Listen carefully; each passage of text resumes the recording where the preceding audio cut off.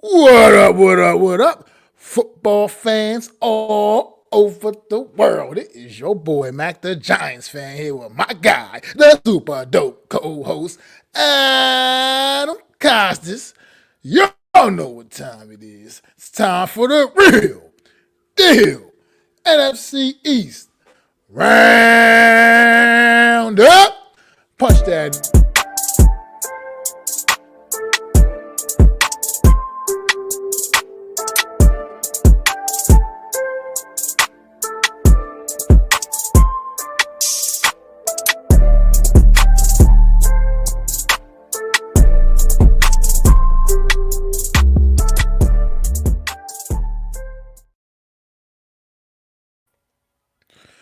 What up, what up, what up? Football fans out there, man. How y'all doing, man? It's Mac the Giants fan here on a brisk little Wednesday evening with my guy Adam Costas, man. How you doing, Adam, man? Well, I'm doing good. I don't know about our football team, but I know I'm doing all right. What's up, Daniel Barry? Thanks for popping in, like always, man. Popping in number one, quick draw every time. Appreciate the support, my brother.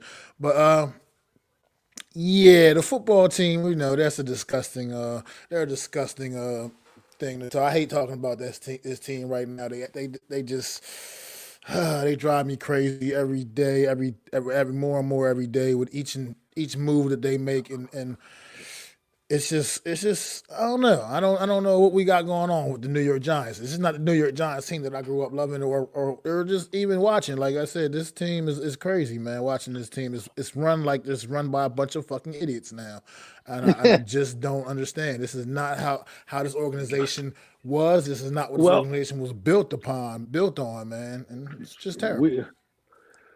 we we have all the rest of the show to get to those jack wagons. But let's talk about Yeah, the right. game of Thank the you. week. The game of the week. Absolutely. NFC East, man. NFC East showdown game starting the week off. Week that start kicked off week 11, man. The Washington Commanders traveling up to Philly, taking on the Philadelphia Eagles. And this game, it started off. It was a great game. It started off most of the way, but it got away from Washington in the fourth quarter. The Eagles really just put it on Saquon Barkley in particular.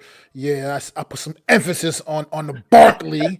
You know, being the Giant fan that I am. So yeah, what you think? What's your thoughts on this one, Adam? I didn't really get to see. I saw a little bit of it here. Now and I was traveling that night, so I didn't get to see a whole lot of it, but I got to see a little bit. Well, What's your the thoughts? game was pretty good.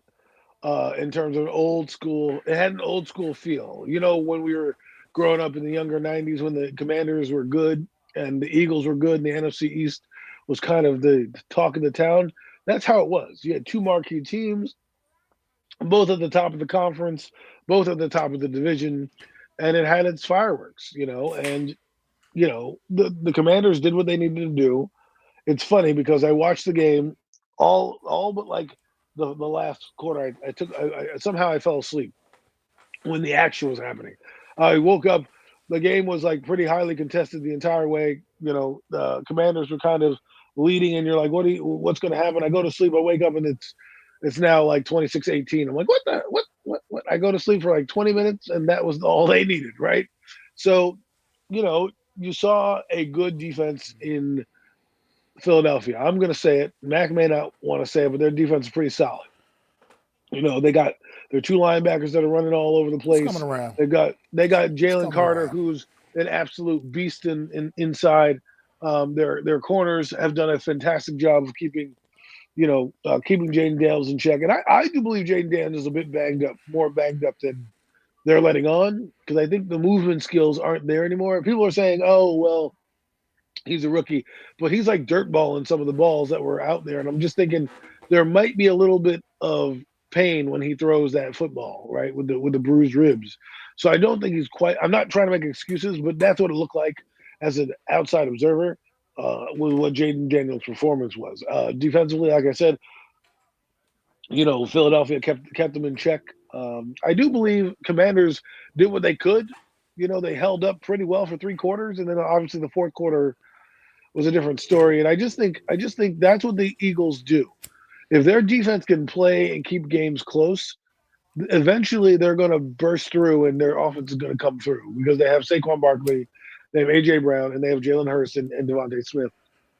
And when those guys get cooking, it's hard to cover those guys. People talk about a running game, right, that wears you down. But when you have to run as a DB, constantly chasing Devontae Smith, constantly chasing AJ Brown, and you have to be on your game. You can never take like let's put it this way. If you played a team that doesn't have a second receiver named Devontae Smith, maybe you don't need to worry about your cornerback on that side. You can shade other defenders here and there. But when you have a guy like Devontae Smith and AJ Brown, and they're both doing what they have to do, who are you going to defend? Who's the double team going to? So somebody's always going to be one-on-one, and it's really hard to defend their offense. Not to mention you have Dallas Goedert. You know, he didn't really play that much in this game. I mean, excuse me, yeah, Dallas Goedert. And then you had Saquon Barkley, who, catches a pass out of the backfield, and you're like, my God, this guy, right? What can't he do? He even ate a block on a blitz by Bobby Wagner. Wasn't the greatest block, but he did enough for Jalen Hurts to get the ball out and get it downfield to his weapons. So the Eagle team, to me, is probably the second best team in the NFC conference, that being the Lions. And then I would say the Eagles, then even the Vikings are up there as well.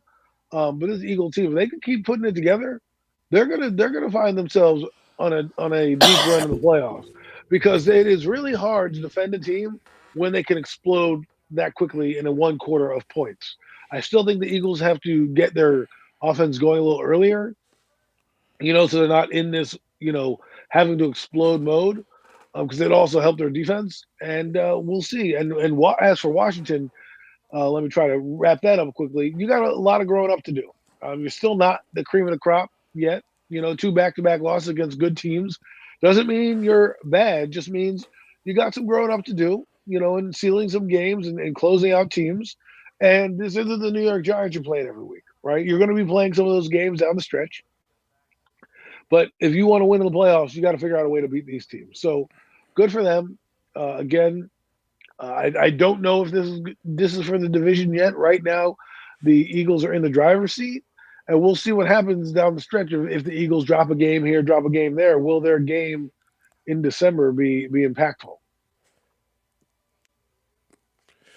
Yeah, it's interesting, man. What's going on, Trauma? Appreciate you dropping by, man. We'll get to that a little bit later too, bro. But look, this Eagle team, I will give you your just due, and I actually agree. I do agree. I think right now they have now kind of slid into that position of being the second best team in this conference, right behind the Detroit Lions, who I believe is the absolute best team in the entire NFL, not even just the NFC. I think the Right. Detroit Lions are absolutely the best team in the league, and but this Eagle team, the thing with this offense is, it's like you said, they you would like to see you would like to see these guys be able to do a little something earlier in these football games. But the thing is, with the talent that they're loaded with, by the time you get to the third and fourth quarter of with these games with the Eagles, it's just like, geez, enough is enough already. I can't just keep stopping or slowing these guys down. Eventually, they're just going to get theirs. AJ Brown Right. is just going to get his. Devontae Smith. I mean, Dallas Goddard's back in the mix, healthy again, and then what Saquon Barkley adds to this team. I mean, we saw that as with them with the New York Giants. I mean, he did a lot of his big time damage third, fourth quarter of football games when guys were just tired, worn out. Defenders were just couldn't continue to stop him. You know what I mean? After a while, you can only slow guys like that down for so long before they're gonna finally get there. Jalen Hurts also, I shouldn't leave him off that list either with their offensive weapons on that side of football. They have a plethora of them. I mean, this I've never seen an offense really Not to stacked the mention, way this offense it quite is not truly. I mean, it's pretty crazy to think of. And it is just weird that they do seem to get off to these slow starts. Defensively, I will admit they're coming around a bit, but still, I mean, they're not exactly. It's not against exactly the most high-powered, explosive offenses that we're seeing this defense uh, start to do a little damage to. I like to say you get to this postseason, you're going to have dealing with teams like the Lions and such, the Green Bay Packers, perhaps, who can, and I mean Minnesota, teams that can really do some damage offensively, put some points on the board. So those will be the tests for the Eagles once we do get to that stage. But I can admit that coming around a bit, defense is starting to, they're holding up their end of the bargain as well. The Eagles on a 6 game win streak, I believe, right now, and they're rocking and rolling, man, over the NFC conference. Like you said, absolutely the second best team in the conference right now. It's Washington Commander team on the other hand with them. This team, I mean, look, they're young, and I think they overachieved so much that now people just have them up on at this standard that they just truly are not. And maybe you are starting to see some of the cracks. And I mean, Jaden Daniels, I'm with you there. I think there might be a little something wrong that we don't know about, and he's out there giving it all he's got. But it's been definitely a decrease in his production over the course of the last couple of weeks. And Washington is still honestly we've given them their props this season, and I'm still going to give them their props. This team has definitely vastly overachieved from what anybody thought they were going to do, regardless. But they're still chasing that big signature W. They really truly, if you look at their wins, they're against the bad teams that were on their schedule. When you look at their Right. losses, it's against the good teams that were on their schedule. So I mean, that's kind of does tell you a little something about what this Washington team truly is, and maybe now we will see the Eagles kind of just continue to create that separation in the NFC East and maybe potentially run away with it at this point. But yeah, like I said, I didn't really get much of the game, but what I I will did say see, this. it was definitely another, like you said, great, good NFC East battle. I will say this for the What Eagles, you got, right? Adam? The weapon that we talk about, Jake Elliott, right? He wasn't that automatic, right? I think he missed 2 or 3 field goals that would have made it 9 points, and might have made the game a little different in terms of score. They need him to be automatic because he can be a game winner type player where it was with the Cowboys, right? They have to get to the 50-yard line. The guy can hit a 65-yard field goal, right?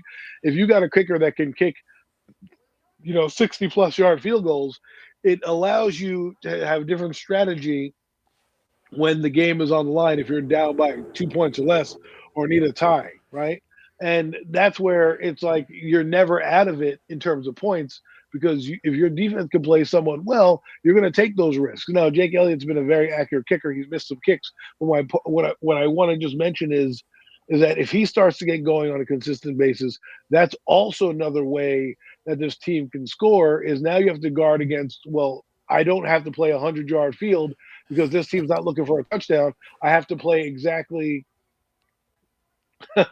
They have to play exactly like at least 60 yards because their kicker can kick the ball from the moon. So when you're playing the Eagles, it's not just worrying about Brown, Goddard, Barkley, Smith. It's also worried about Jake Elliott because now the field position game really becomes a battle. Like I need to punt them deep. I need to make them work to get there. But then again, they're not they're not necessarily always going to have to go for the full field.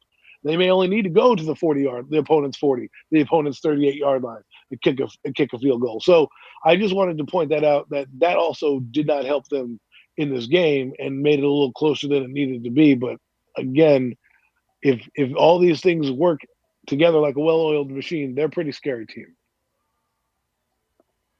I mean, I definitely can agree with that. Well, what is going on? Well, salute to you, brother. I appreciate you as always dropping in, man. And yeah, maybe they saw the short. Maybe they were just gonna do it anyway, man. But either way, I will continue to watch New York Giant football just because I don't have to watch Daniel Jones anymore. I'll watch the team still lose, but as long as I'm not watching them lose with Daniel Jones anymore, I will continue to watch them.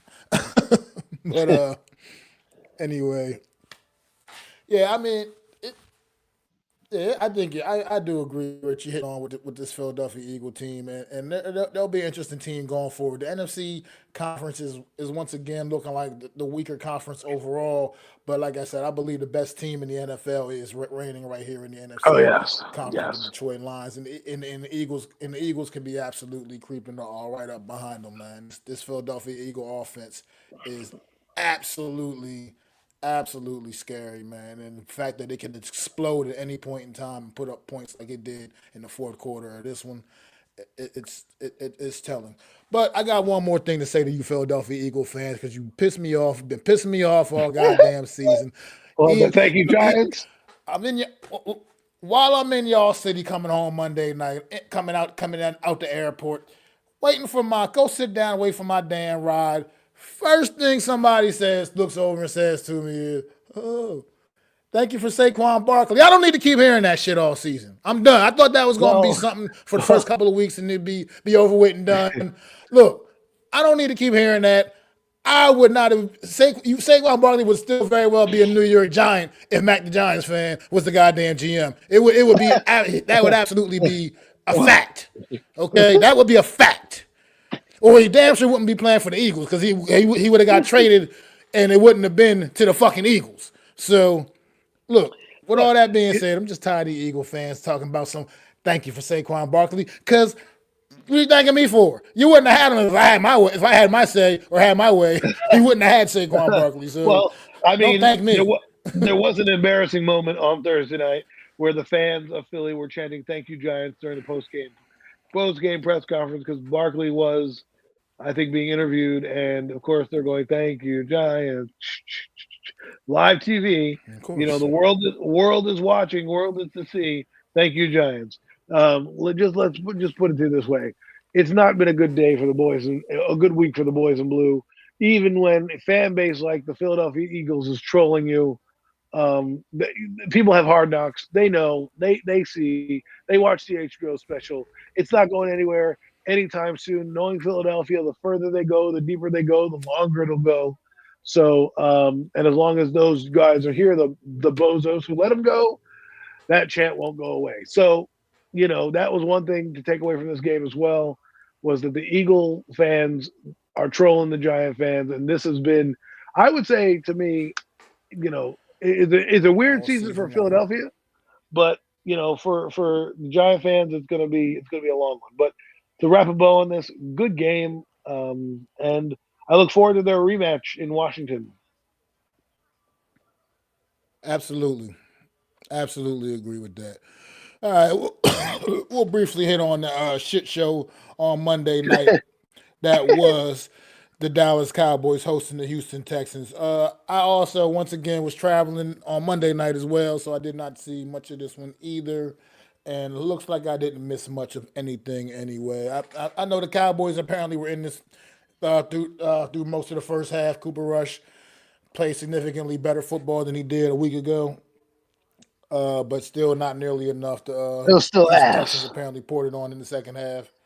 Poured it on in the second half and ran away with this one. What's your thoughts, Adam? Cooper Rush is booty cheeks. I mean, he is just bad, bro. I mean, they had a chance in this game to kind of keep it close. They had a couple. They had a fumble. They got the ball inside the red zone, and then they throw a fucking pick. And then it's just like It's like watching the Giant offense. It was hard to see score. Now, he hit Devontae Turpin in stride, and that guy got a 64-yard touchdown, which kind of pulled the game close. And you're like, huh, I wonder what that is. But when you watch Cooper Rush, it's like, what are they doing? And I kept telling myself, why are you not putting in Trey Lance, even for a couple plays? Even for a couple plays to change up a bit. He has a stronger Run some arm, gadget plays with him. right? He could be your Shit. running back. I mean, like, think about it. Like, he could run the football for you. They lack a run game, so why wouldn't you want a quarterback to drop back? And if he sees a lane to go, that might tilt the field for you. That might keep some drives alive. I know Jerry Jones wants to keep Cooper Rush going, and I don't know if it's a power struggle really that's going on, but Cooper Rush needs to go. They need to put in Trey Lance. You're traded assets for him. You might as well get him in there, get him some experience, let him showcase himself because he's a free agent. So maybe he'll stay with your team. Maybe there's a team out there that might need a quarterback that he can play for. Like so.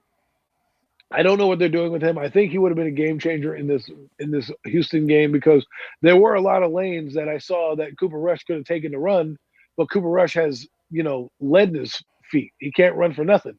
Neither can he throw the football. I mean, my God, I thought Daniel Jones was bad. Cooper Rush is just as bad as Daniel Jones. He's just not a good.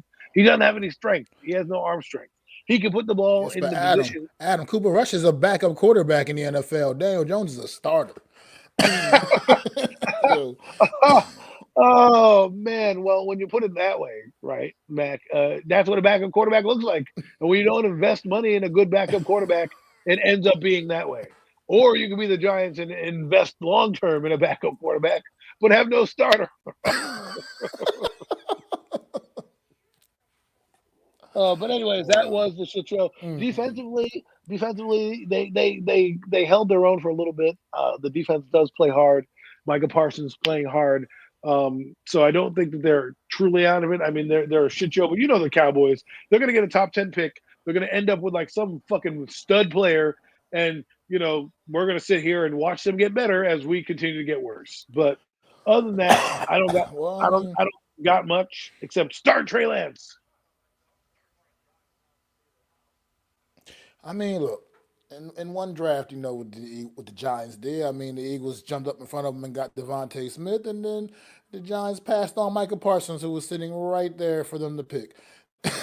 so, so And you so know, now we're probably going to have to watch another NFC East team have a bad year with a talented roster that they have, go up and get a top 10 player to fix that roster, get a new coach in there, and next thing we're going to be talking about like, "Oh, what are we doing here? Why did we draft this player?" You know what I mean? Every year it's going to yeah, be like that. absolutely.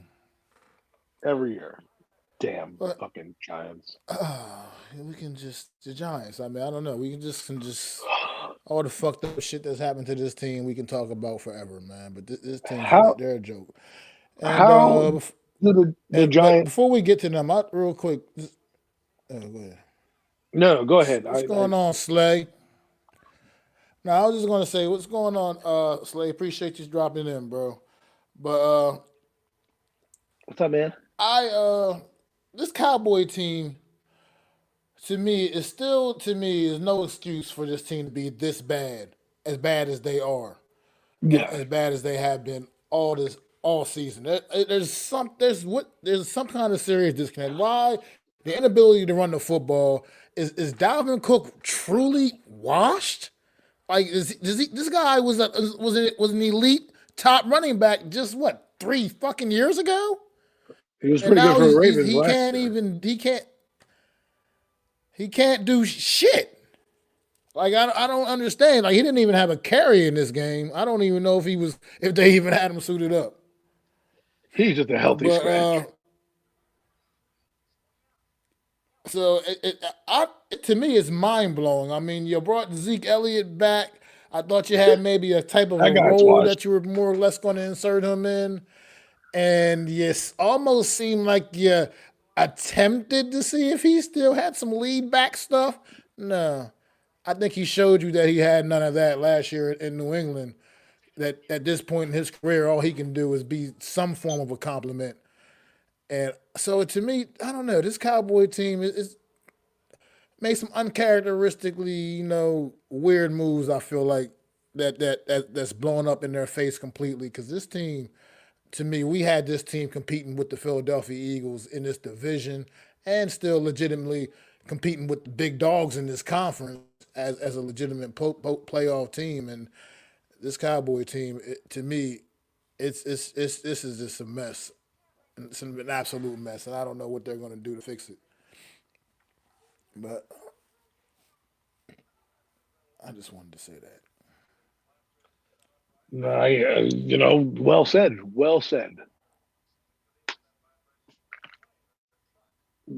All I was gonna say is when we were moving into the Giants was how do the Giants lose on their bye week? Like how do you lose on your bye week?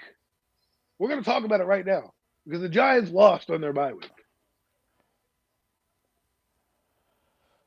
Yeah, this New York Giant team. We'll get right into it. Yeah, they got they hosting the Tampa Bay Buccaneers. at MetLife Stadium, coming off the bye. Both teams coming off the bye, actually. That's interesting. Two teams both coming off the bye playing each other. But Yeah, to me, look, no I was competitive very advantage. vocal a couple of weeks ago about how I felt about this game, and if I saw a certain somebody tried out there as the starting QB, I would just turn my TV off. Well, the New York Giants did take care of that for me. At the very least, they took care of that part. Ain't seeing number 8. Thank goodness. I've seen all I need to Oh, see of number 8. All I need to see. But is Drew Lock getting the ball on Sunday? Nah. Drew Lock's not getting the ball on Sunday. Hometown hero, Tommy Cutlets, is getting the ball on Sunday. He is the New York Giants starting quarterback, Tommy DeVito. He's been the third string quarterback all season. And now Tommy DeVito is the New York Giants starting quarterback. Adam, unleash it, brother. well, I'm going to do a slow build because I want people to go down this journey with me. Okay. You're on the bye week, you're chilling. You expect the news to come down because how could you not? Daniel Jones played the most atrocious game he's played in probably the last 6 years against the worst team of football. Of course, it's going to be a benching. Of course, it is. Any competent person knows a benching is coming. So you're sitting there, and it's a Monday morning, and you get the news. It comes on your phone, the little chime, right? The ESPN alert, and you see scroll across your phone. Giants bench Daniel Jones. Hooray for Tommy DeVito. What? That was my reaction when I got the news. Like, what in the ever loving fuck are you doing? You went from QB1 to QB3, and let me get into this for a minute because this, people, is what you call gross negligence of your duties, dereliction of duties. Let's reverse this back to free agency. Okay, so you're back in free agency. You're talking to your people. Joe said, "Oh, we need a quarterback. We need to get a guy in here. We can't afford Tyrod Taylor, so let's go with Drew Lock." Hey, so Drew Lock walks into your building as he's going to sign his contract. Hey, Drew Lock, man, you want to sign with us because you see what we did with Tyrod Taylor? We can make that happen for your career. You see what we did with Tyrod? Yeah, you want to sign here. You don't want to go back to Seattle. And in case Daniel Jones is injured, you'll be the number one guy. Is that cool with you? Yeah, you like that? Cool. Here's the facility. Here's your contract. $5 million guaranteed plus $3 million in incentives you can get if you have play. It's all right here in the contract. Black and white, black and white, black and white. Now hit the fast forward button. To this point in time right here, Mac just said it. Drew Lock has been the backup quarterback in the entire season. Come benching time, you're like, whoops, I'm not only going to bench Daniel Jones, but I'm now going to bench Drew Lock for Tommy DeVito. But wait, there's more. There's more. You told Drew Lock, who, by the way, is angry, who is disappointed, as I would be too if I was sold a bag of shit. You told me I had a chance to start. How am I going to make my extra $3 million if I'm sitting behind a guy that you deemed that couldn't even beat me out in camp? He couldn't beat me out in camp, and I'm here. You spent $5 million. So let's do the math. $47 million for a guy that's a fourth-string quarterback, and $5 million to the guy who now is the second-string quarterback to the third-string quarterback. What in the ever-loving fuck? If you do the math, that's $52 million given up in the quarterback position that you have sitting on the side.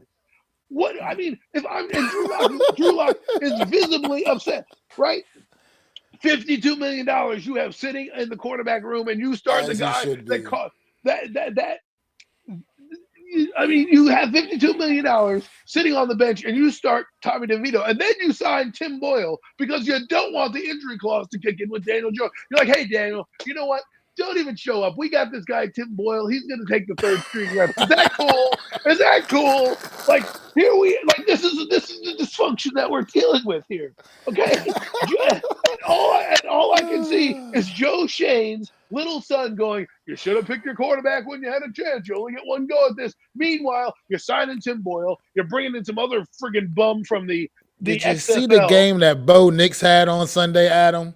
Did you see the game Oh, Bo Nix had on Sunday, Adam? I saw the game that Bo Nix had on Sunday. He was too cool for school. Daniel Jones, Drew Lock, and Tommy DeVito, we're all better than him. We're all better than him. Are you kidding me? This is what I mean. And then your coach goes out there and doesn't even they apparently how it goes No down bets. because Drew Lock said it best. He goes, "We had a meeting where the first quarterback, Daniel Jones, walks into Joe Shane and Brian Dable. The second quarterback, Drew Lock, walks into Joe Shane and Brian Dable. The third quarterback walks in like Joe Shane and Brian Dable, and yet somehow he ends up starting the third quarterback. You signed Tim Boyle. You have your coach coming out. He doesn't even grant you 7 games, Tommy. He just said he's the starting quarterback for Sunday. He didn't say starting quarterback going forward, starting quarterback for the rest of the year. He said for Sunday. So you know what that means? It means they're probably tight in the purse strings and they don't want to pay the extra $3 million to give to Drew Lock because why not start him out the gate? Oh, because he's going to play half the season and probably hit all the incentives that you don't want to pay. So why are you not fully naming and get behind Tommy DeVito? This is why this team is dysfunctional. And now I have idiots like Dexter Lawrence who talk out of both sides of the mouth. He said 1 minute that he's good with the benching, and the next minute he's saying you're benching my best friend. What the fuck is going on with this team? This is what I mean by losing on a bye week.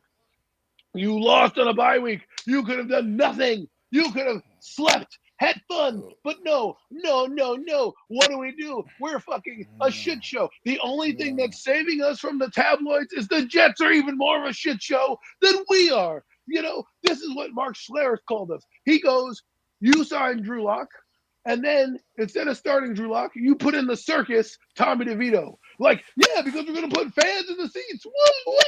Yay, Tommy DeVito. We're going to have That's Sundays. all it's about, Adam. That's all it's about. It's putting asses in the goddamn seats. That's what this Tommy DeVito shit is all the fuck about. It's about putting asses in the seats. They know that underdog story that everybody's going to come out and root for Tommy Cutlets. They're going to have their fucking T-shirts on. They doing the little shit that they was doing all last year. All of that. They're going to be doing all of that.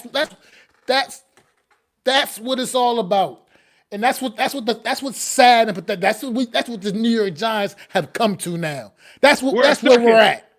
He's so desperate to put people in the stadium that he's going to just start Tommy DeVito just for the draw. Like he's a draw at this point. Not because he's good for this team right now. Not because he could beat Drew Lock out like a normal person would, right? Because think about this situation. For 10 weeks, Drew Lock was okay if Daniel Jones got injured. Hell, he was the first quarterback off the bench when you benched Daniel Jones the first time. But now, all of a sudden, Tommy DeVito is the guy? Are you kidding me? I hope you're selling chicken parm at the game because that's all you're going to get right now from that guy. Yeah. I got people telling me, oh, they're going to beat Tampa Bay. Are you guys watching the same team I'm watching? Tampa Bay is going to come in here and boat race us. They're going to fucking boat race us. And they're going to laugh at Tommy. Exactly. You gave Todd Bowles a week to prepare for Tommy Cutlets. He's not going to. Everyone. I mean, and then now you announced it on Monday, and now here we are Wednesday. And are we talking about the Tampa Bay Buccaneers? No. You know who we're talking about? Oh, you're starting quarterback. How do you feel about it? Oh, you're fucking second string. How do you feel about it? Hey, where the fuck is Daniel Jones? Oh, how does he feel about it? Dexter Lawrence, how do you feel about it? How does this guy feel? We're only talking about the quarterback change. This is why this team is going nowhere, because the focus is on a fucking idiot quarterback who should have been benched probably after the Philadelphia game. He should have. Think about this. Brian, and I'm gonna land the plane soon. Benched 2 years ago. Yeah, he should have. Right, he should have been benched 2 years ago. Right, and let me just tell you something. Okay, I got into a discussion with people. People told me 15 touchdowns was good. 15 touchdowns. I'm going to tell you right now, there are at least 3 quarterbacks with 20 touchdowns in the league right now. 20 touchdowns. Not to mention the guy that we're about to play on Sunday. Okay, let me just break it down for you. If my computer would work, we would show you. He's got Baker Mayfield stats. He has 24 touchdowns. 24 touchdowns, people. Okay, 24 touchdowns. Well, 15 is great. This guy has thrown 24 in 10 games. That guy threw 15 in under 16 games. Dude, that math ain't nothing, man. It's just not. Last year, he threw 28 touchdowns. What are we talking about here? Ladies and gentlemen, this is what you call a fucking disaster. Okay? This is what a disaster happens. And even franchise, a.k.a. Slay, he says Bennix, Bo, or JJ would have been better. Yeah, but you know what Joe Shane did? He laughs at us and says, oh, we're going to get Malik Neighbors, get Daniel Jones an extra weapon. I'm happy with my quarterback.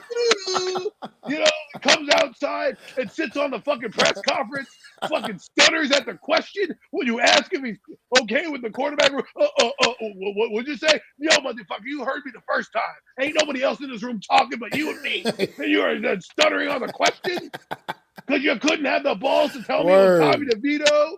You started on the question, and then I got Brian Dable up here. He can't even put his balls on the table and say, "Hey, Tommy DeVito's our starting quarterback for the rest of the year." No, he's here on Sunday. So if that guy sucks on Sunday, like we all think he's going to, and what are you going to do? Drew Lock's going to sit there like, "Steve, I told you so." Daniel Jones is going to be over there like, "Yeah, fuck you, man."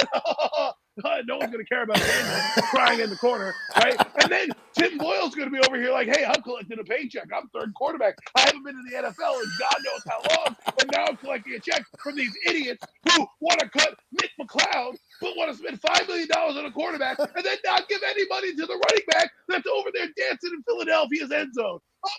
Oh, let me give $5 million to a quarterback. If Tommy DeVito was your number 2 quarterback, you should have fucking started him from the get-go, gave that $5 million to Saquon Barkley, and we wouldn't be in this fucking position. But instead, you're like, let me give you fucking $5 million, Drew Lock, to come from Seattle and be a backup quarterback / starter. Look what we did with Tyrod Taylor, and now you're sitting on the bench. Enjoy that shit.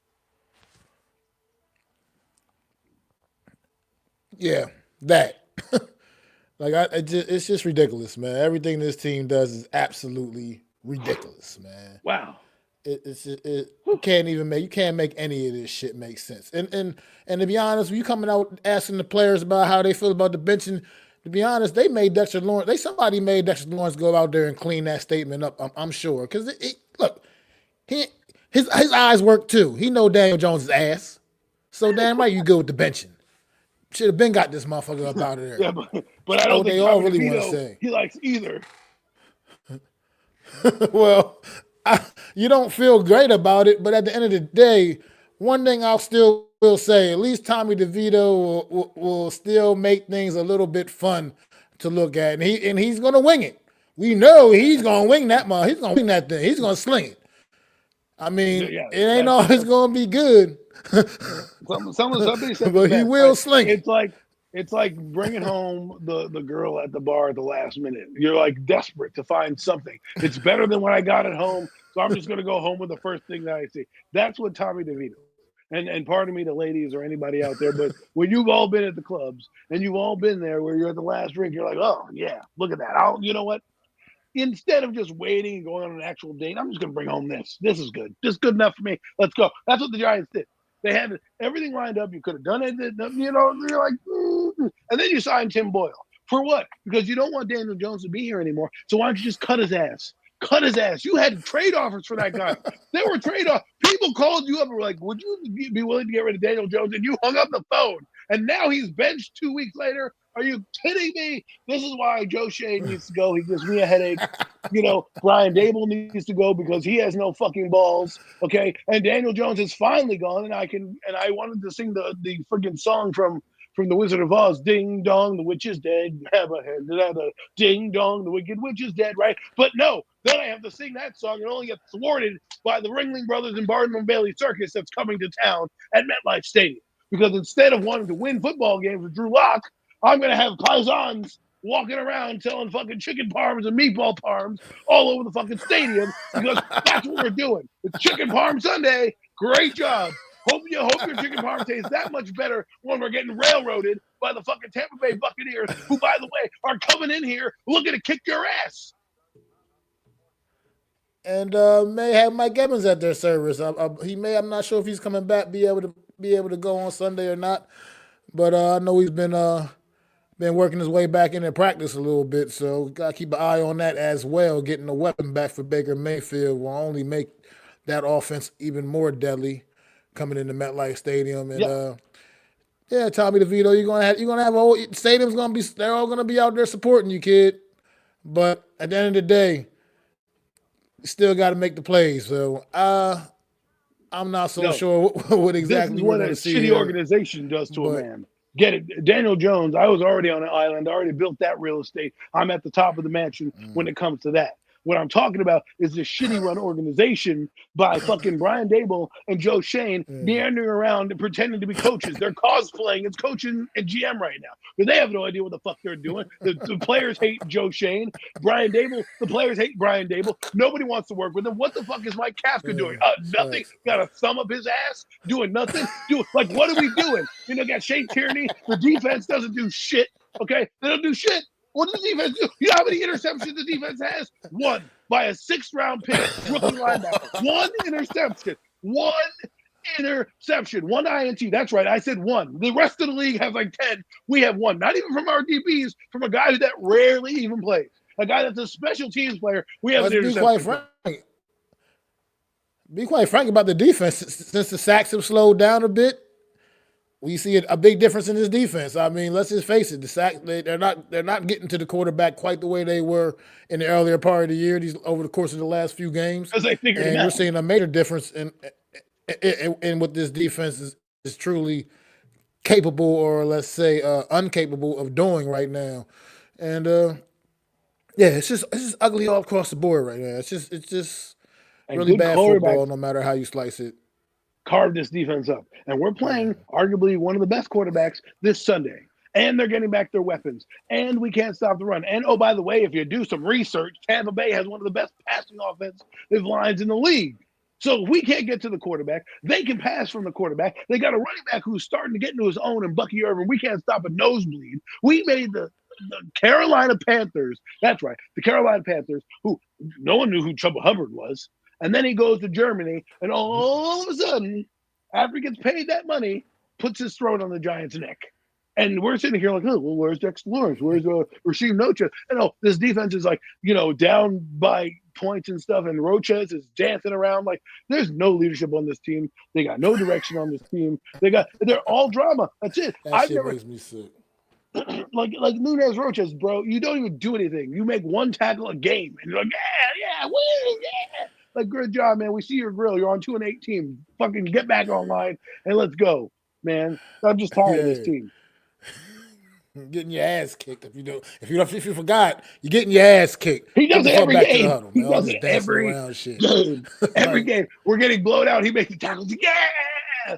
I'm like, dude, bro, like, get back in line. You go down. You're losing. You're getting paid 28-3. Yeah.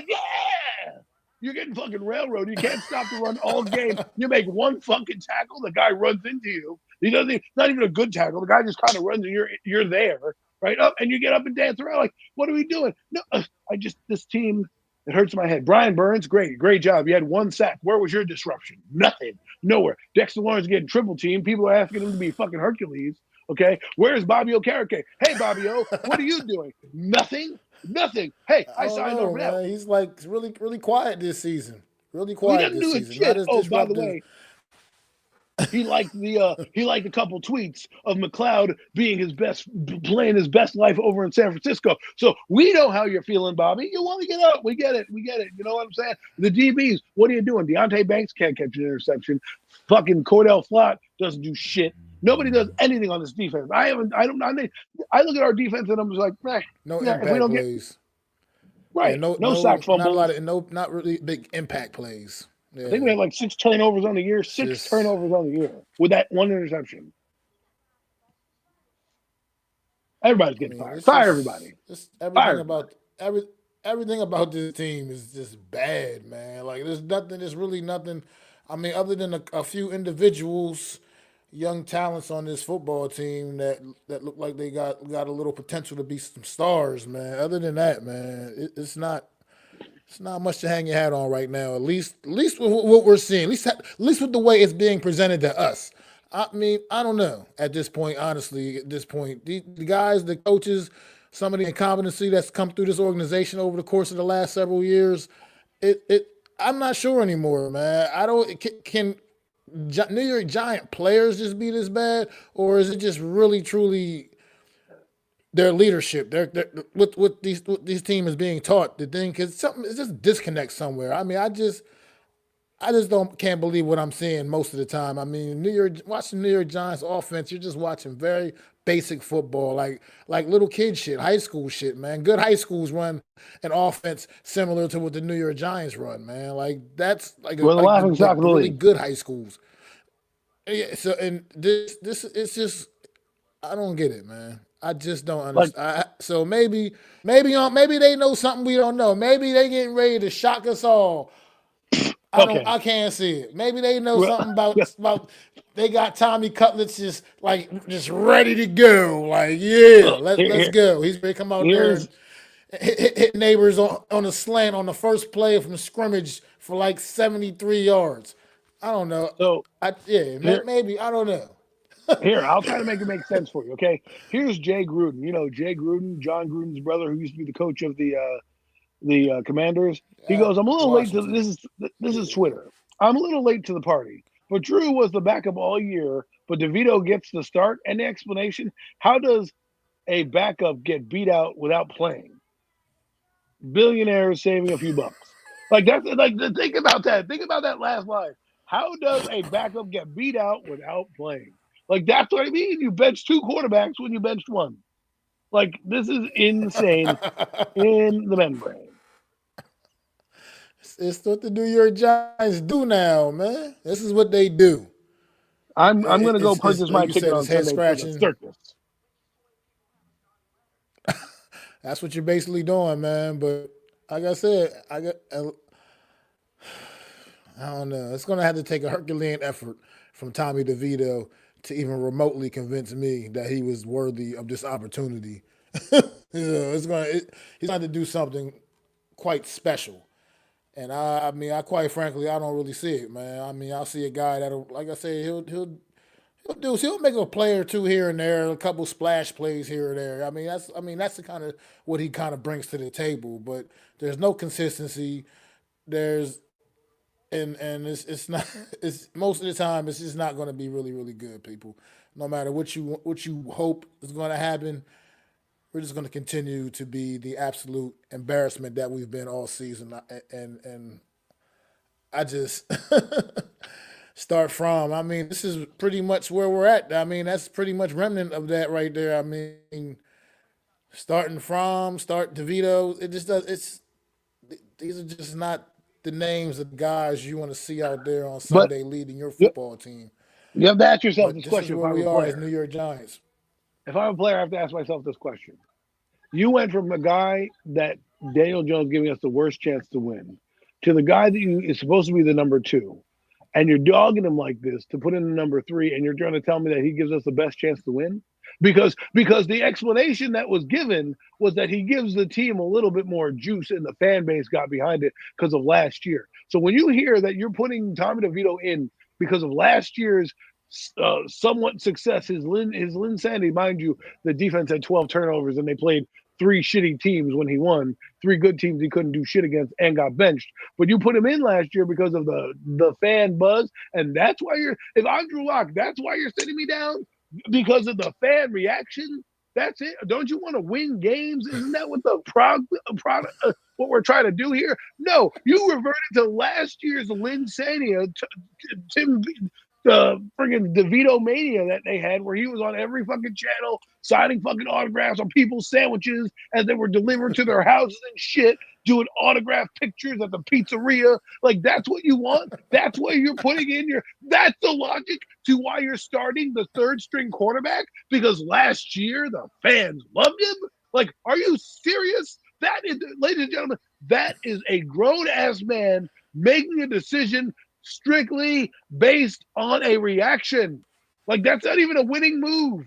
How do you tell the locker room, hey, by the way, we're going with him because last year is kind of popular. We sold a couple hot dogs, some large Pepsis, and our pizza sales went through the roof. So, hey, guys, we're going to start DeVito this week. Hope it works out. But that's your logic. That's what you're telling your football teams. Like, it's going to leak out.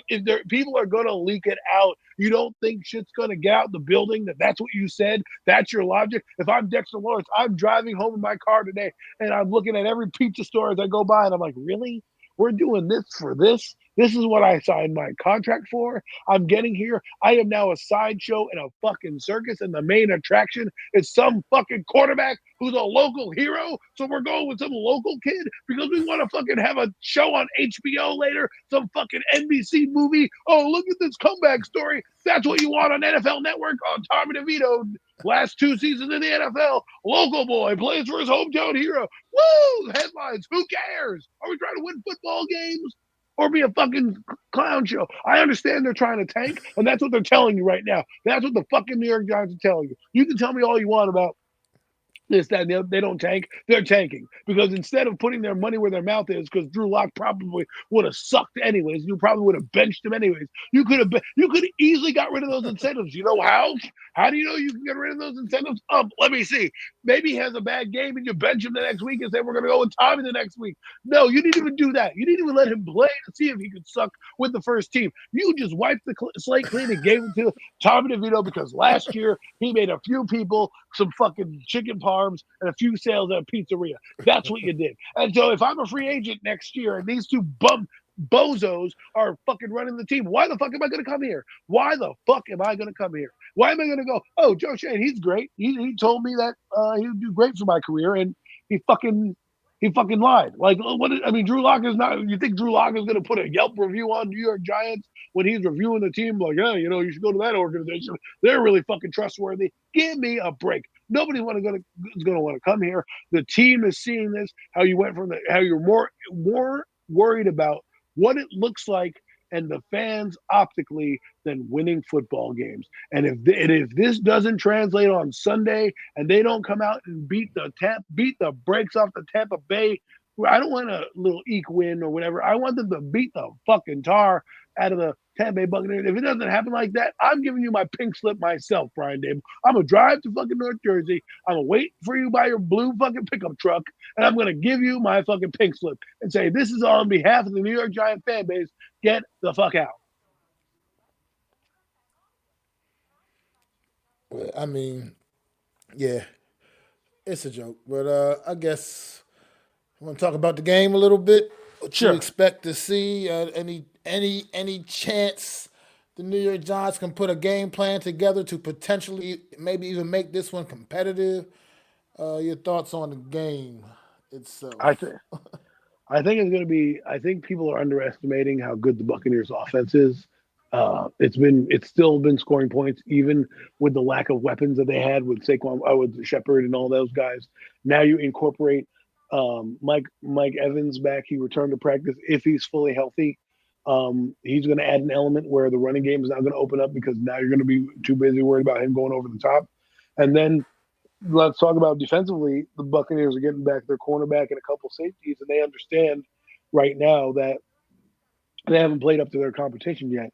So, people say, oh, they played down to their competition. People need to start respecting the Broncos because a lot of teams, they lost to the Broncos. They lost to a few other teams out there. But the one loss they had was to the Broncos. But then they lost to let's get the schedule up because I want to make sure you guys understand who they lost to. They didn't lose to just anybody. They lost to a good team. They lost to Kansas City in overtime, right?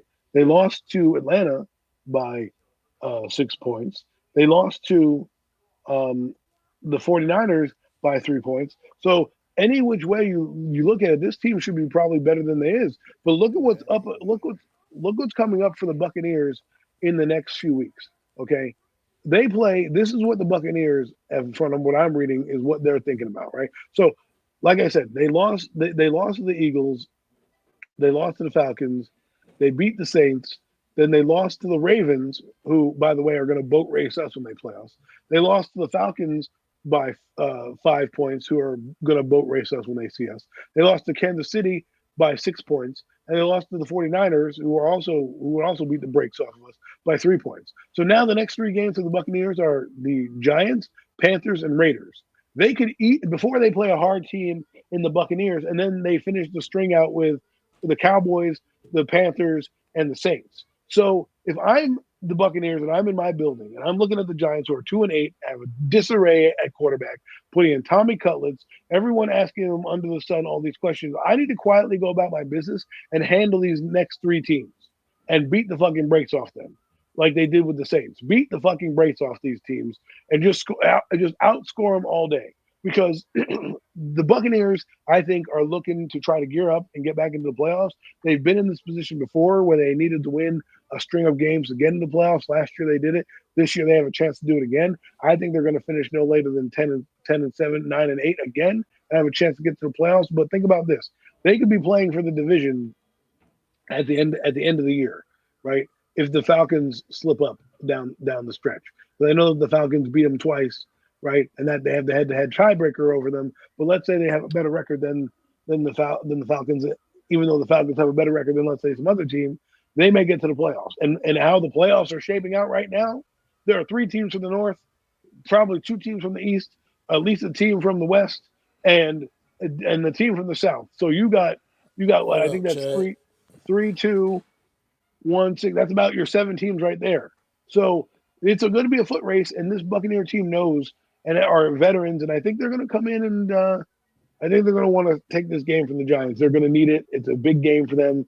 Because if you look at it, like I said, the Raiders, Panthers, and the Giants, 3 games where they can get their season back on track after facing probably very difficult opponents in the Falcons again, the Ravens, and the Chiefs. Oh, absolutely, man. You absolutely nailed that for this. I mean, I agree with you 1,000%. This game is very important for the Buccaneers coming in, like for just the playoff race. I mean, within their own division, them and the Falcons going toe to toe right now, and down there in that division trying to capture that crown. And then and the NFC itself is just muddied up, getting muddied more and more. I mean, you got the Rams starting to rise, a team starting to get a little dangerous. We'll talk about them a little bit later. They going against Philly, but that this so this team, this game is very important for the Bucks, and they can't afford to go out there and have some kind of a stupid hiccup against a Letdown. team as bad as the New York Giants right now. Yeah, that they can't allow that to happen, and I do think they're going to just go out there and take care of What's up, business. To be Chad? quite frank, I just don't see this New York Giant team having much resistance against what this Buccaneers team is able to do. They cannot score with this Buccaneers football team, and I'm just going to go call me Nostradamus. Somehow, I think we're going to see Sterling Shepard find his way to the end zone. I just think they'll have something dialed up a little special for his former team out there, just because they know they know it's a defense that they can absolutely exploit, pretty much whenever the hell they want to. And I think that's what we'll see in this game, and I think it's going to be. I think the 6 point spread is not even doing the Buccaneers Wow, justice. They're it a moved up. Wow. significantly better football team. They're a significantly better football team than the New York Giants at this point, and I don't see this one even being close. I cannot, even as the fan that I am, I cannot pretend to give the New York Giants a chance in this one. So yeah, I got the Buccaneers just in an absolute railroad, man. I mean, It's not even going to be close. Blowout. I mean, I, I'm looking at their games and I'm just looking at them like they could easily put 50 on us if they want. Like people are underestimating how good they are because they lost a couple. Like they lost to good teams. It's not like they lost to the Panthers. Okay, they lost it. Like everyone laughed about their Bronco loss. Well, how's that looking right now? Okay, with Bo Nix and that fucking defense. All right, how's that loss looking right now? All right, they lost to the Eagles. How's that loss looking right now? I know we don't want to do all that shit. We shouldn't do all that shit, but I'm doing that shit because that's what we're looking at here, right? Look at the Ravens. They're one of the best teams in football, and they hung 31 on that team. They put 26 on the Falcons, who are fighting for their playoff lives. When they played a team that was quote unquote lesser than their competition, the Saints, they put 51 points on the Saints.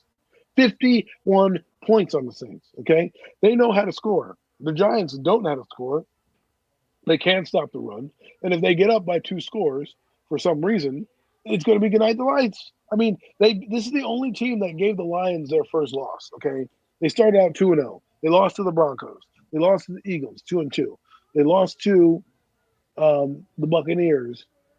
I mean, they lost to the Falcons. They beat the fucking Saints. They lost to the Ravens, and they lost to the Falcons, and they lost to the Saints. And the other game that they won, there's another game that they won here. It's supposed to be 3 games that they won. I only see 2 here, but the point is they won. They won 4 games. They won against the Saints. So my point is they are 4-6, and like I said, they see what the path in front of them is. This is the soft part of their schedule. If they can take these next 3 against teams that are in transition, especially the New York Giants, they'll be good to go. And 2 of them are on the road. They play the Giants and the Panthers on the road, and let's just say they're not a bad road team. Again, with the Buccaneers, they weren't bad. They scored 30 on the Falcons, dome teams as well. Let's see if there's any outdoor team. Oh, they beat the Eagles. That was the other beatdown that they had.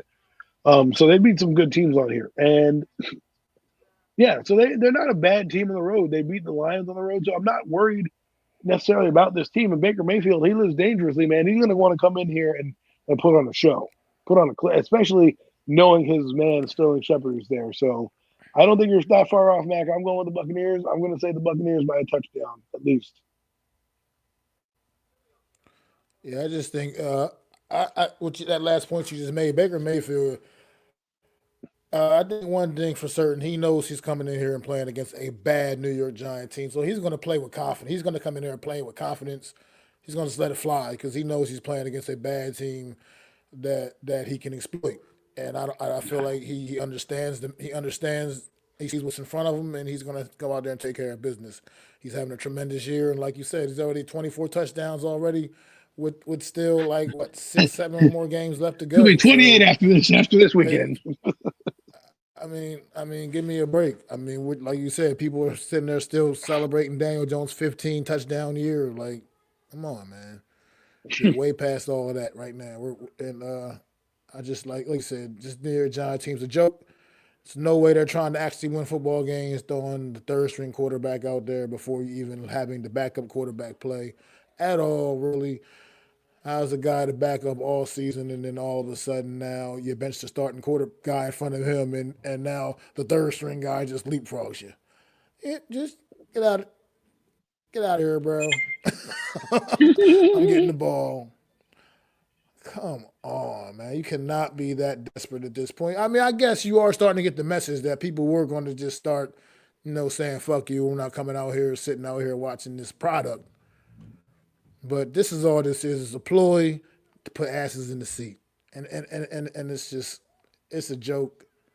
And this is where we're at as a franchise, the New York Giants, man. This is where we're at. Let's just hope Jacksonville can lose another game, can win another game, and we can jump up to that number one overall pick. That would be clutch.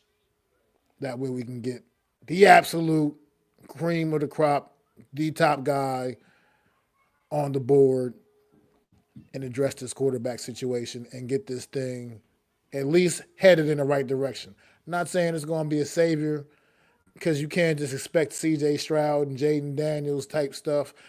You can't expect what you see Bo Nix is doing, getting better and better every week. Caleb Williams is still coming together with him a little bit as well. But I mean, Drake May is also playing good football. I mean, these goddamn rookies is out here playing some damn good football, and we just really just watched all of that just go on by last in April, and now it's our time. I'm not, it's our time. And let us get one of those kind of guys to come in here and hopefully things can start at least, the future can at least start looking bright. Like I said, we're not looking for a savior. We're just looking for some damn hope right now. For the last 6 years, we haven't had any real serious hope. We just had number 8.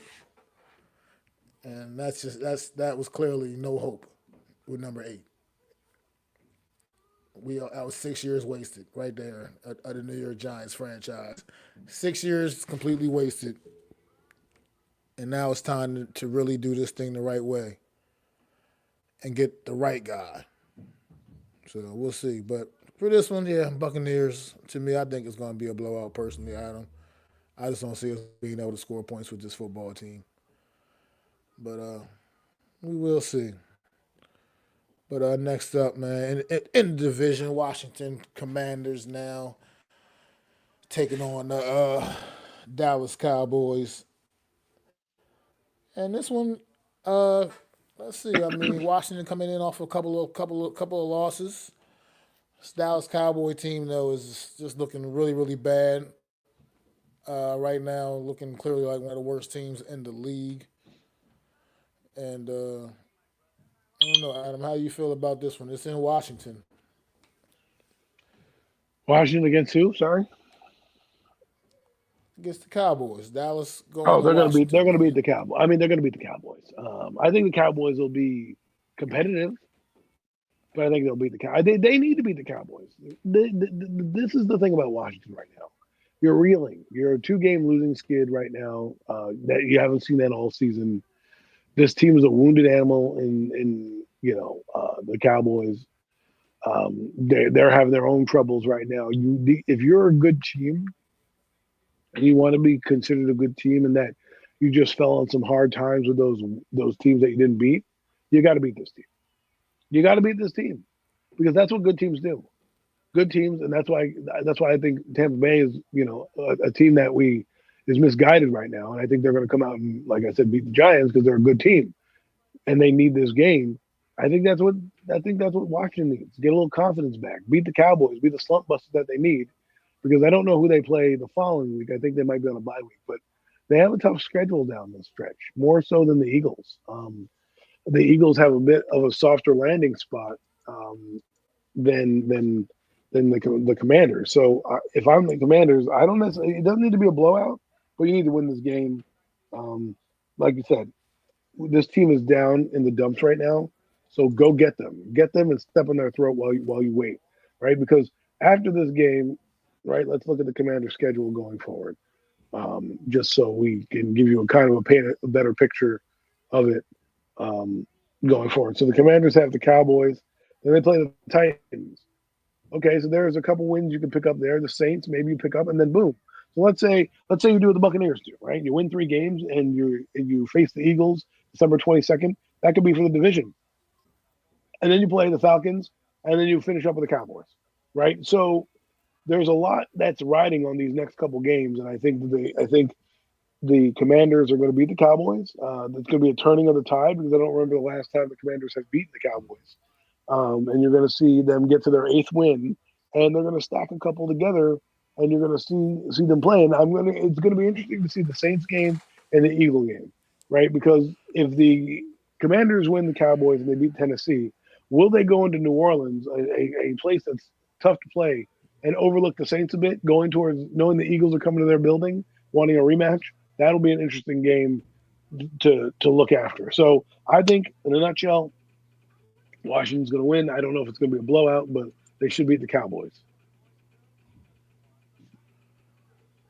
I hear you, brother. I agree. They should indeed beat the Dallas Cowboys. They really should beat the Dallas Cowboys. But I don't know. I got a bad feeling here, man. This Washington Commander team, it could be a situation where maybe a bit of a wall, where now they're hitting a bit of a wall, unfortunately. And I mean, coming off the tough loss against the Eagles, I mean, it was a tough one, and they did definitely play tough, man. But it could have been. I mean, we'll see what this young team is made of. Put it that way. It's a young team. We'll see what they're made of coming off of that. I mean, a loss like that could be a bit deflating to a team like this that's been having quite a bit of success.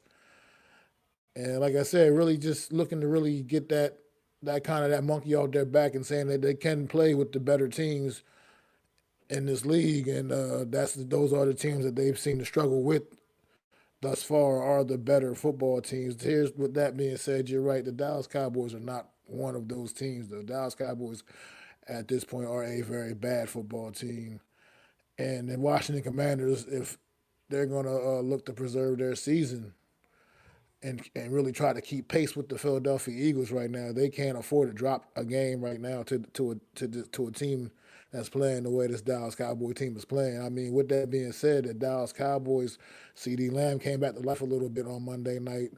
Had a pretty big night. I know the Cooper Rush led offense is just not really is not as dynamic as it would be if Dak was out there. But it's I mean, it could be enough against this Washington defense potentially. I mean, like you said, I mean they things have kind of cooled down a bit with this football team, and the Cowboys defense can get anything going. That could change the complexion of this football game.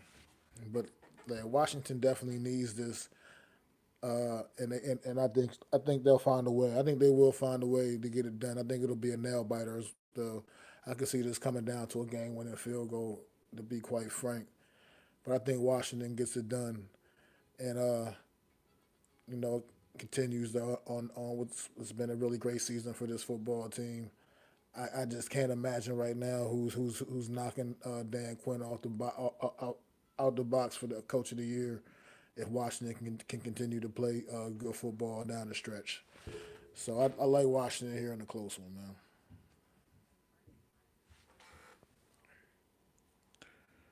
So you picked Washington after all that? But I did. You thought I was going the other way? Yeah, because Thought the I was way, going for the upset? right? So you're like, well, this and that is, and it is. Well, I'm going to go Washington in a close one. Like, what? I thought because of the young and the adversity, you're like the team's in a slump, Cowboy, and you're like, and then you just turn around. And, with that being said, I'm going with the Cowboys. That's crazy. I mean, I'm going with the Commanders. Sorry. Yeah. I mean, I think they'll get it done, but I think it'll be a close one, a nail biter. I said it was going to be a nail biter, though. I think it'll be a close one. Yeah. Well, we'll see. We will. And then there was one more game, Sunday Night Football. The Philadelphia Eagles headed out to the West Coast, going to SoFi to take on the red hot Los Angeles Rams football team. Got their weapons. Sam Stafford got his weapons back, got his guys back in the lineup, and they've been cooking, man. Puka Nakua, Cooper Rush, man, definitely making a difference and having a big impact on that Rams offense, man. How you feel about this one, the Eagles Rams? This should be a fun one, man. This could be a marathon. This is an interesting game for me because the Rams are a feisty team. They're pretty good. They can score. They had a letdown against Miami, who, Miami is playing for their season. So can we chalk one up to, the other team gets paid to play as well? So, and they have their starting quarterback back. I think it's going to be interesting because these are the teams that the Eagles have to beat. They have to beat these teams, like these teams that are scrapping at the bottom. Because if they are the number 2 team, a team like LA is going to be coming to your building, right? In late December, early January, or whenever the playoffs start, and you're going to need to be able to match up against them. And I think Jared Verse and a couple of those guys on the Rams, we're going to see how good that secondary really is with Puka Nakua and Cooper Kupp balling out right now. Matthew Stafford having a great season. We're really going to find out how good the Eagles defense is. We're really going to find out how good the Eagle offense is because the Rams are going to score points. They find a way. That's one of the things that they do. They find a way to score. And I think this game is going to be a fun game to watch. It's going to be a track meet in LA. It's going to be loud. It's going to be raucous. It's going to be a fun game. Is this a night game? Sunday Night Football, brother. NBC. Good. 8:20 Sunday Night Football. Good, because I think the world needs to watch this. We need to see these two teams play out because I'm tired of all these booty ass. We're seeing these old teams like the Cincinnati Bengals, Giants. I don't want to see that shit. You know what I mean? I want to see this shit. This is what you pay for. So it's going to be interesting going into obviously the Thanksgiving week, right? The Eagles had have this big game. They've had 10 days off to prepare. So if you can't find a way to beat this team in SoFi, and this is going to be a big game, we'll see what happens. I'm excited because I think it's going to be a track meet. I think it's going to be an absolute, track meet. If you like quarterbacks throwing deep, this is the game for you because both these quarterbacks throw the ball deep. They throw it deep. They do not have any regard for interceptions or what it may cost them. They're just throwing deep. Explosive plays going all around in this game. I can see a lot of With that being explosive said, plays in this one, man. I'm going with the Eagles. Going with the Eagles to go out on the coast, man. Is this your upset? I like what I'm seeing with the Rams. The last couple of weeks, I picked the Rams coming into this season to be a team that I thought was going to be. I thought they got off to a rough start, but I thought they were going to be a tough team, a tough out coming into this year. I thought they were going to be competitive in the NFC West, and they are now, after a slow start, are once again competitive in the NFC West as they are, hanging in there right there, all in the mix right now. That division is wide open. Probably the most wide open division in the NFL right now.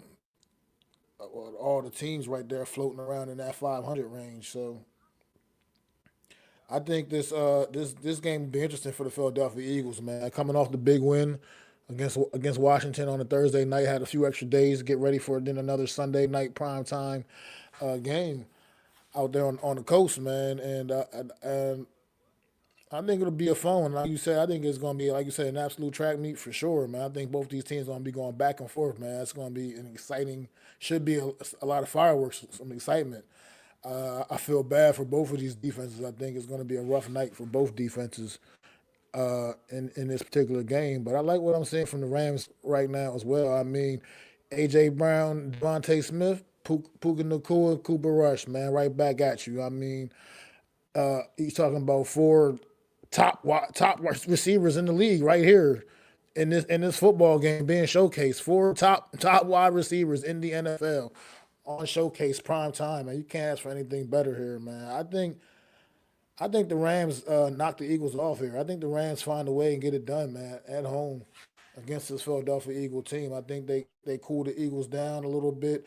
I think they find a way to slow Saquon Barkley down just enough and they make just a couple of more plays, more than the Eagles and end up pulling this one off, man, at home at Sunday Night Football. But I think this will be an absolute dandy. I mean, if you like big plays, you definitely want to tune in for this one. But yeah, I like the Rams. Nice. See, there he took you down the journey and landed the plane. Well, the other analyst, he took you down that journey and then crashed the plane. You're like, whoa, I didn't think that was coming. So I love it. I know we have a few more minutes left, in our show, but just a final couple thoughts on this game is just this is a team in the Rams who knows how to kind of win these late matchups, and we'll see how they put it together. I mean, they're 5-5. They're not necessarily out of it. They're still in the wild card hunt. Like we said, the playoff picture is huge right now. There are like three teams division in the title hunt still. I mean, legitimately. Yeah, technically you're right. I mean, technically right. Is... Yeah, but I mean, I don't know if they're going to get the division because I think the Arizona Cardinals are, while they're at 6 wins, and I think they're going to continue to have a couple more wins here. I just think they're going to be at the top of the division when it's all said and done. And I just think the Rams have to kind of keep pace because there's all three teams under the Cardinals are 5-5, right?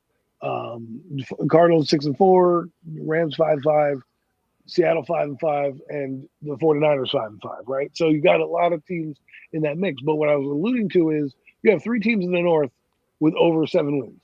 Okay, you have the Packers, the Vikings, and the Lions, right? You have 2 teams in the East over 7 wins right now, in the Eagles and the Commanders, right? You have a team in the Falcons who has to make it, let's just say, because they're the division winner, and then you have the division winner, which is Arizona. You basically have all your teams in right now, if you were to look at across the board, right? Different calibers, obviously. The 4 division winners, which would be Cardinals, let's just say the Eagles, the Falcons, and the Lions, right? Then you'd have the Vikings, you have the Packers, you have the Vikings, the Packers, and then you'd have one of the 49ers teams. I think I'm missing somebody. Oh no, then you have the Commanders in there, right? So that's 7. And then your 8th team right now is between the Buccaneers, the I think there's 8. There's only 14 teams go this year. It's 7 teams, right? So if there's only 7 that go, I've Yeah. named you the 7, right? So there's no room for error here. And let's look at that. The Commanders, we think they're going to end up with 10 wins, right? The Vikings and the Green Bay Packers. That's who basically the Rams are fighting with right now. And do we believe that those teams are really going to fall off on the back end? So that's what it is, and I think the Rams can play the role of, like, I wouldn't say spoiler is the right word, but they could put a hinder in the overall number 1 seed, because right now we talked about the Lions being number 1. That means the Eagles are only 1 game behind them, right? So we're talking about the number 1 seed in the NFC playoffs. So a team like the Rams can put a damper on that hope for the Eagles if the Eagles lose that game, because the Eagles lose 3 games, they're going to finish number 2 in 2 or 3 in the conference, right? Well, 2 or 3 record rise in the conference, but that'll separate them from the Commanders or not, right? If they win this game, we could be arguably talking about the Eagles as the second best team and really looking at them possibly playing for the number 1 seed at the end of the year. Crazy to say. I mean,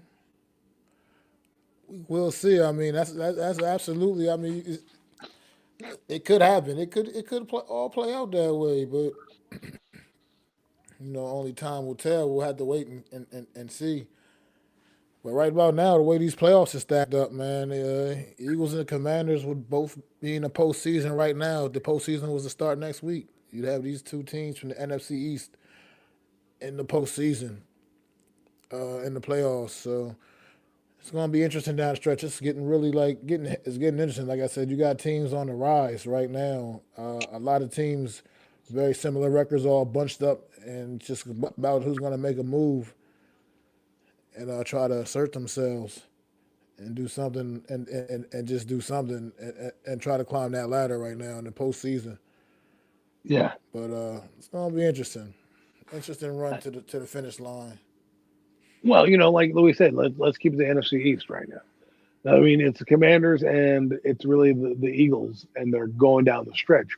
We talked about the Commanders and how the game against Pittsburgh was huge and the game against the Eagles was huge. Well, this is the reason why we talked about it, because the Eagles, we know, are a team that can bounce back from a loss to the Commanders, right? But the Commanders now are going to be fighting, which a team we thought was going to be in the top. Like, if they beat the Eagles, they're 8-2. And we're talking about the Commanders possibly being the number 2 team in the conference right now. I mean, the Vikings still have a say in that as well. But like what I'm saying is that we look at them differently. Now we're looking at, the Commanders are kind of, reeling. They're a little young. We're hoping they get to 10 wins, right? But we're looking at the Eagles like they can finish 14-2, 15-2, 14-3, right? Like they could really finish big time, So.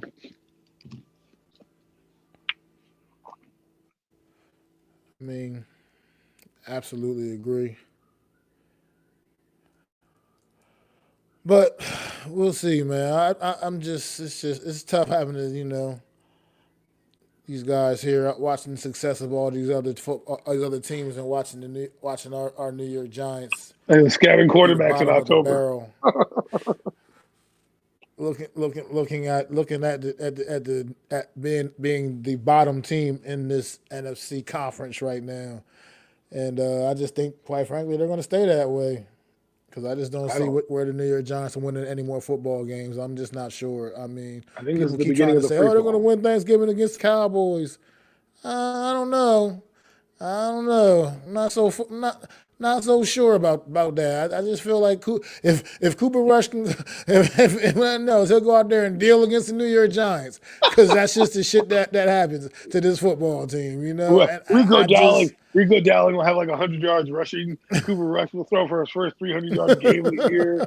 The Giants will lose on like a fucking botched field goal attempt, like some other fucking ridiculous way of losing, or Yeah. like what the Cowboys did with a fake field goal. The Giants will try to do a fake punt and fucking botch it, and they'll get picked off by like Trayvon Diggs, and he'll return it for a touchdown. Some shitty shit will happen. Most likely will, man. I can't. I gotta agree, man. Yeah, no Mets is definitely tough, man. Shit's tough.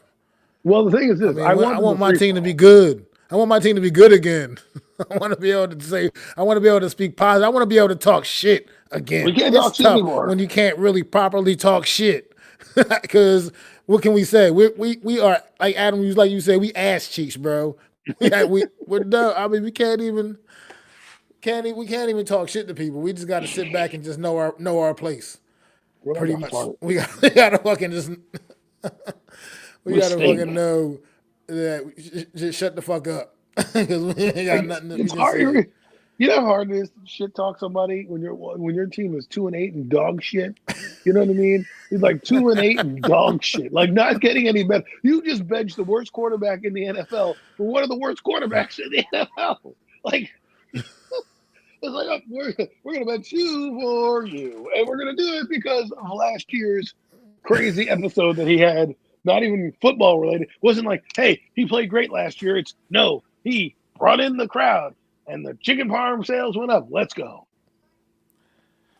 You're gonna see his fucking shady ass agent sliding through MetLife and shit Oh my all through the God. game. They're gonna be How showing many his times are we going agent to pan to that like guy? that. Every time Tommy DeVito does something, they're going to pan to that guy. And look at Tommy DeVito's agent. Look at Tommy DeVito's agent. Every week it's going to be another suit, another tie, another shot of this guy on the sidelines. Like, the circus doesn't end. This is what I mean. This is what I mean. You just said it, Mac. You said it before. The Giants care more about the dollar bills, and they'll shake their ass for any dollars they can get right now. They're gonna be like, "Hey, you want to get a look?" That's what they're doing. They're giving you free peep shows right now. They're trying to get as much money as they can. They don't give a damn. They're like, "Oh wait, he boosted sales last year. Sure, he'll be the starting quarter." Like, who makes decisions like that? Unbelievable, man. Like you said, unbelievable. Just irresponsible, reckless. I hope it This backfires on team's them. a I joke. really do. I It's a really hope joke. that this decision backfires on them. And Tommy DeVito, God bless you. I hope you go 0-7 because I don't want to see this team win. You don't deserve to be on this team in this fuckery. All right. I don't want to see this fuckery. All these other teams think we're the laughing stock of the league. They're going to not want to lose to us. Right. The Jets, they're another fucking problem. And the two New York teams are just burning down right now. Just burning. I was a firefighter. And when you go into a house fire, if the house is fully engulfed in flames, you let that shit burn to the ground, right? As long as there's nobody inside, you let that shit burn, Word. right? Well, that's what the Giants are doing. They are a house fire where nobody's inside and they're just letting that shit burn because that's what's happening right now. They are a complete and utter disaster, both teams. And it doesn't matter if you're a Jet fan or a Giant fan, you're a New York fan in general, your teams are ass cheeks both, right? And one has a quarterback they can rely on in Tyrod Taylor if they want to. They can say, you know what, Aaron, get out of here. We'll bridge the gap with Tyrod for a few weeks as we get our shit together. What do we have? We have a guy who we're parading out there because of the impact he had on the fan base last year and the mania that happened. Just think about that. When you're sitting, Sideshow freak. The just sit there when sideshow you're freak. having it. That's what he Exactly. is. I mean, right? You're paying for that attraction. You're like, it's like going to. I said it's like going to the WWE with the New York Giants, right? People want to bring Bill Belichick back. It's like let's bring Hulk Hogan back, right? Now they have a fucking, some gimmick that they have coming out. Oh, the Italian Stallion that's going to last a second, like the Repo Man and the Brooklyn Brawler, and all those fucking bums that come out there and are really jobbers. That's what Tommy DeVito is. And if this kid wins any games, I want him on the first missile out of this fucking place. I want him on skyrocketing out of here. See you later. Because if you cost us a quarterback again, Tommy DeVito, will come down there or up there, and I will Tanya Harding your knees if I have to, so we can get a quarterback. You know what I mean? And if anyone knows what Tanya Harding did to Nancy Kerrigan, in the '94 Olympics, where she had a goon, kind of take out the competition, so to speak, and she ended up getting a silver medal, still performing. But my point is, we're gonna have to talk to this Tommy. We're gonna have to, say, hey man, sit him down with like his mob bosses and say, listen, we're gonna keep you in the NFL, but we're gonna pay you double the salary to lose games. Like, do something.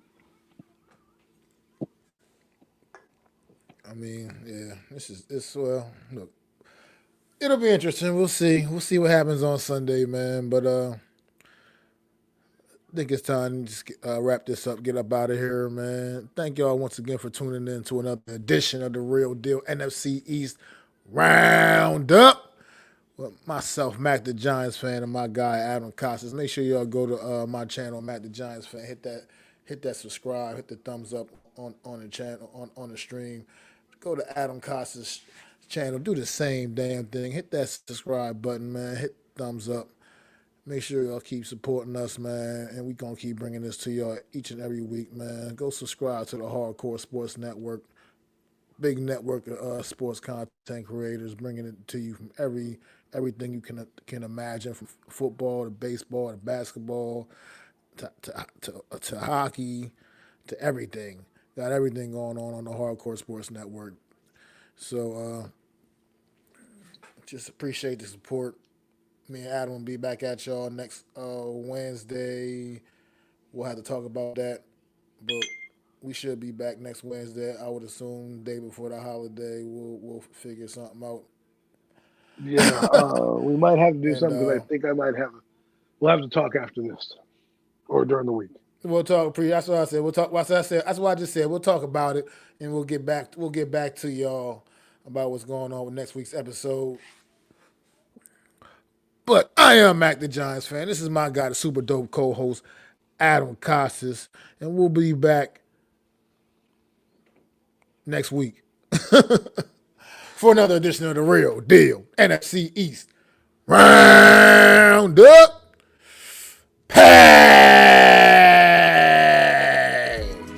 I'd like to thank you all for listening. If you was feeling this, please take time to subscribe and smack them likes. Feel free to drop a comment. Let me know what you think. Don't forget to ring that bell so you know when I'm dropping new content. It's your boy, Mac the Giants fan. You can find me on Twitter, YouTube, and Facebook at Mac the Giants fan. That's MacDa Giants fan.